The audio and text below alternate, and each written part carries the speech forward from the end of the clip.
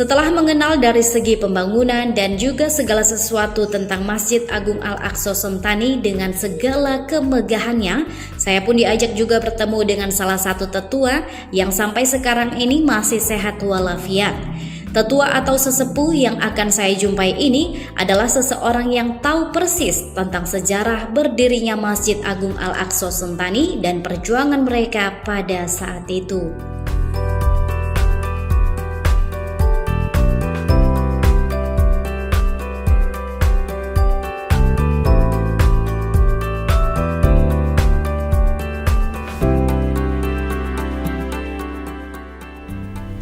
Baik pemirsa, terima kasih Anda masih bersama kami dalam program Torang Pasiar hanya di iNews Jayapura.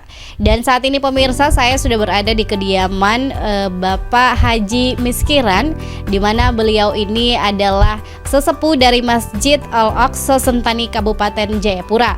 Dan beliaulah yang mengetahui tentang sejarah berdirinya Masjid Al-Aqsa ini. Assalamualaikum Bapak. Waalaikumsalam warahmatullahi wabarakatuh. Bapak, ini saya ingin tahu bagaimana sejarah berdirinya Masjid Al-Aqsa Sentani sampai dengan saat ini. Baik, terima kasih.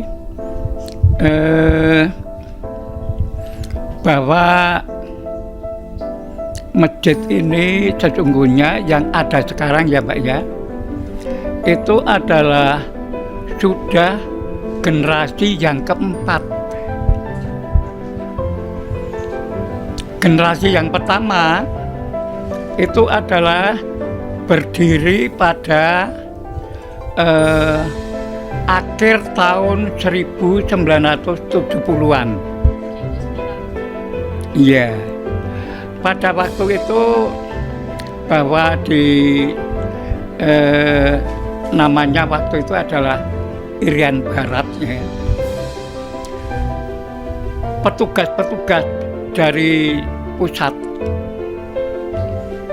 yang ditugaskan ke Irian Barat itu dari tahun 63 sampai kira-kira 66 itu yang dikirim itu adalah mereka yang memeluk agama Islam.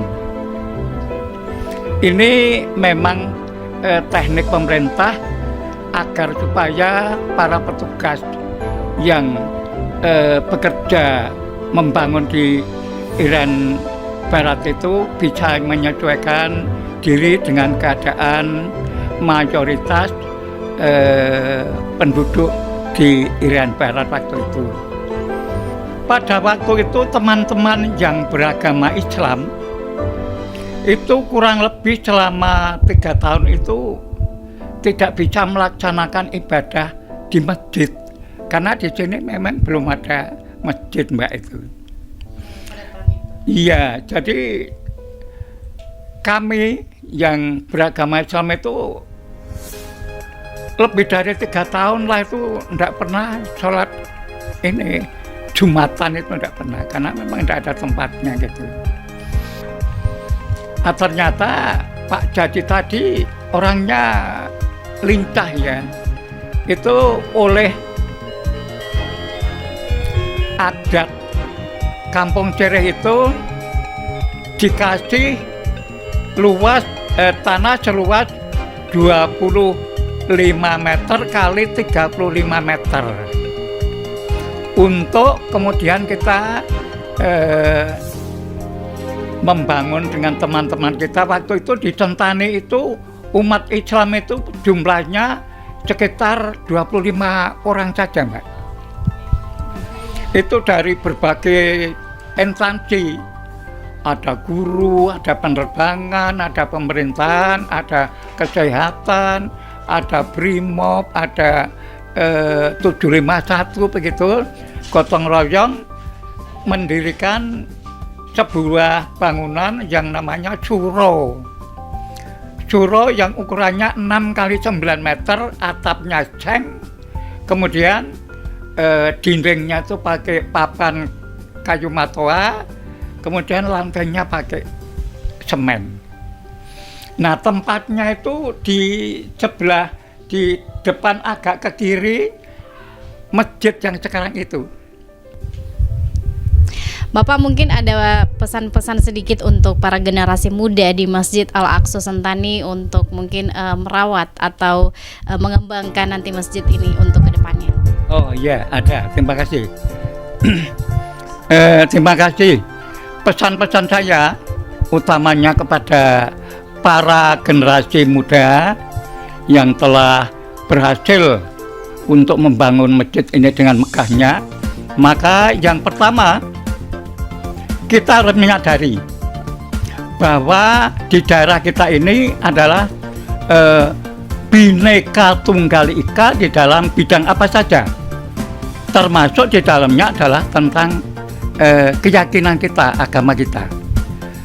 Kurang dari 100 meter itu ada gereja, lalu ke arah timur itu ada 2 gereja lagi, ke arah barat kira-kira setengah kilometer sudah ada lagi ya. Jadi kita itu saya sarankan kerjasama yang baik, saling mengerti antara umat Islam dengan umat-umat non-Islam yang lain. Kita bina Bhinneka Tunggal Ikanya Republik Indonesia. Yang pertama, lalu yang kedua, masjid yang kita buat dengan susah payah itu perlu untuk dirawat dan dilestarikan. Jangan sampai kotor, jangan sampai dan sebagainya, sehingga orang beribadah di dalam masjid itu akan merasa nyaman. Fokus, brother. Fokus. 3, 2, 1. Oke, baik Bapak, terima kasih atas bincang-bincang singkat kita di siang hari ini, Pak. Ya, sama-sama. Baik. Pemirsa, Bapak Haji Miskiran ini adalah sesepuh dari Masjid Al-Aqsa Kabupaten Jayapura dan juga sebagai salah satu perintis dari Yayasan YPKP Sentani. Pemirsa, di Kabupaten Jayapura ini sudah dicanangkan zona integritas kerukunan umat beragama. Jadi, marilah kita kaula muda harus saling menjaga toleransi antar umat beragama dan juga harus saling menghargai, dan juga jangan lupa untuk tetap harus menjaga tempat peribadatan kita masing-masing. Pemirsa, tidak terasa 30 menit sudah saya Priscilla Roring menemani Anda dalam program Torang Pasiar. Pemirsa, jangan lupa saksikan terus program Torang Pasiar hanya di iNews Jayapura. Saya Priscilla Roring mohon pamit undur diri beserta kru yang bertugas. Kita akan bertemu lagi di episode selanjutnya di jam yang sama. Terima kasih pemirsa, selamat siang.